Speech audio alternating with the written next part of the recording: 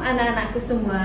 Bagaimana kabarnya hari ini? Semoga selalu sehat ya dimanapun kalian berada.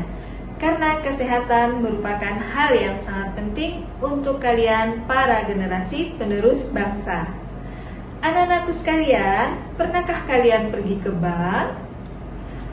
Saat kalian pergi ke bank, pasti kalian melihat lambang seperti ini kan? Lambang apakah itu? Benar sekali. Itu merupakan lambang Otoritas Jasa Keuangan atau biasa disebut OJK. Tahukah kalian, semua bank bahkan seluruh lembaga jasa keuangan Indonesia diwajibkan untuk mendaftar dalam OJK ini loh.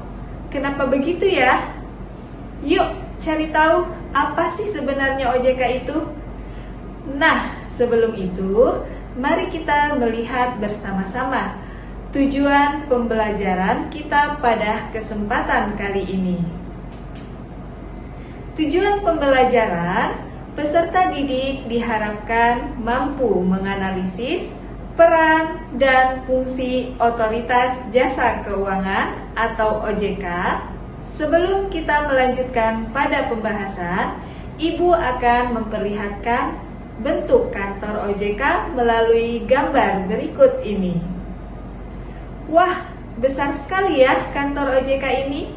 Jadi, OJK ini merupakan lembaga yang independen dan bebas campur tangan dari pihak lain yang mempunyai fungsi tugas dan wewenang mengatur, mengawas, pemeriksaan, dan penyidikan.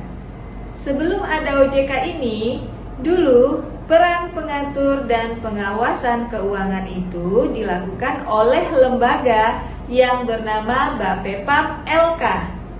Apakah kalian masih ingat di video sebelumnya tentang peran Bank Indonesia berfungsi sebagai pengatur dan pengawasan bank? Tetapi semenjak dibentuknya OJK, peran Bapepam LK dan Bank Indonesia tersebut diambil alih oleh OJK. Tentu, dengan pembentukan OJK ini diharapkan agar dapat diwujudkan terselenggaranya seluruh kegiatan dalam sektor jasa keuangan secara teratur, adil, transparan, dan akuntabel. Dapat mewujudkan sistem keuangan yang tumbuh secara berkelanjutan dan stabil dan dapat melindungi kepentingan konsumen, masyarakat, pengguna jasa keuangan lainnya.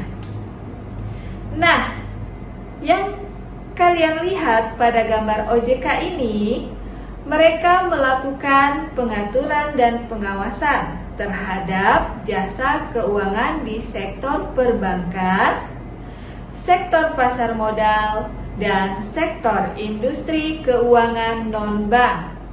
Itu merupakan tugas dari OJK. Ada beberapa lembaga yang dinaungi oleh OJK, yaitu bank, pasar modal, dana pensiun, asuransi dan multifinance, dan lembaga jasa keuangan lainnya. Ada 5 masalah pokok yang sering ditangani oleh OJK. Yang pertama, informasi yang asimetris. Yang kedua, perlakuan yang tidak adil. Ketiga, kualitas pelayanan yang tidak memadai.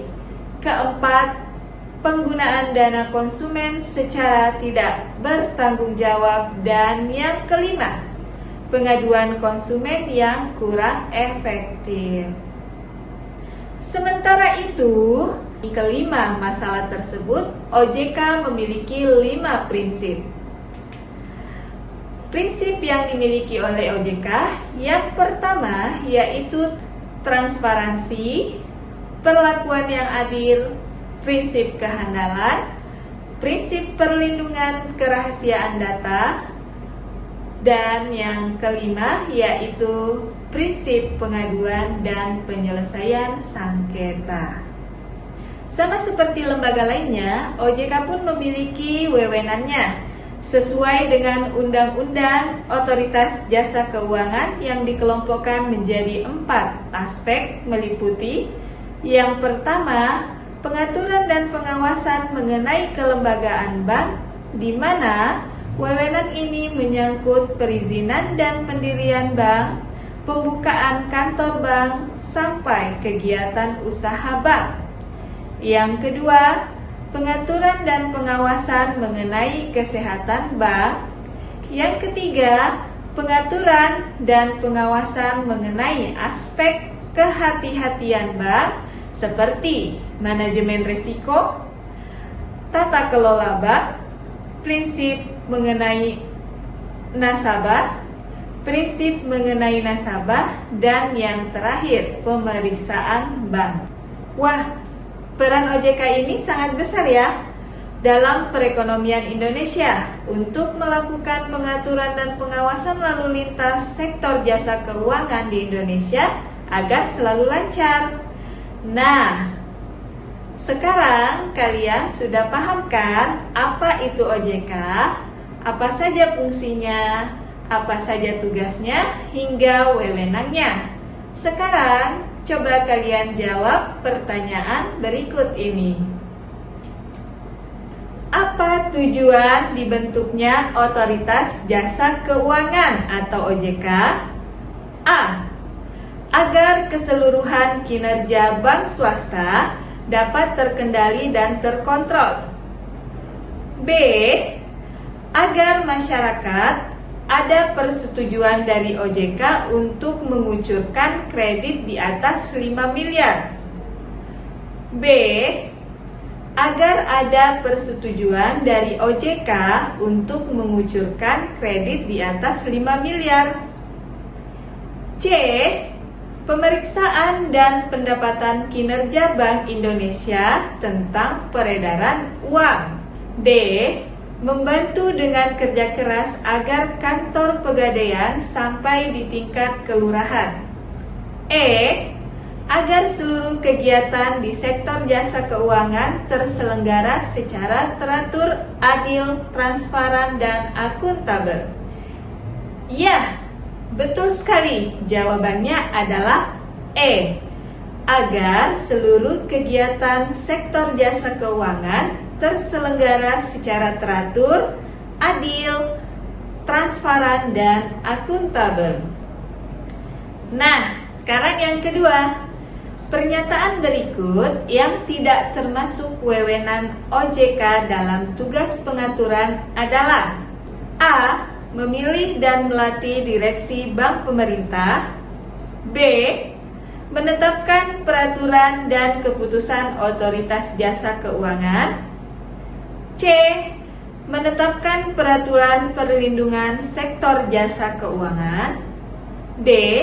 Menetapkan peraturan mengenai pengawasan sektor jasa keuangan. E. Menetapkan kebijakan mengenai pelaksanaan tugas Otoritas Jasa Keuangan. Ya, betul sekali. Jawabannya adalah A. Memilih dan melatih direksi bank pemerintah. Nah, sekarang sudah tahu kan apa OJK itu? Semoga ilmu yang kita dapatkan hari ini bisa kita manfaatkan bersama-sama. Tetap semangat menggapai cita-cita. Wassalamualaikum warahmatullahi wabarakatuh.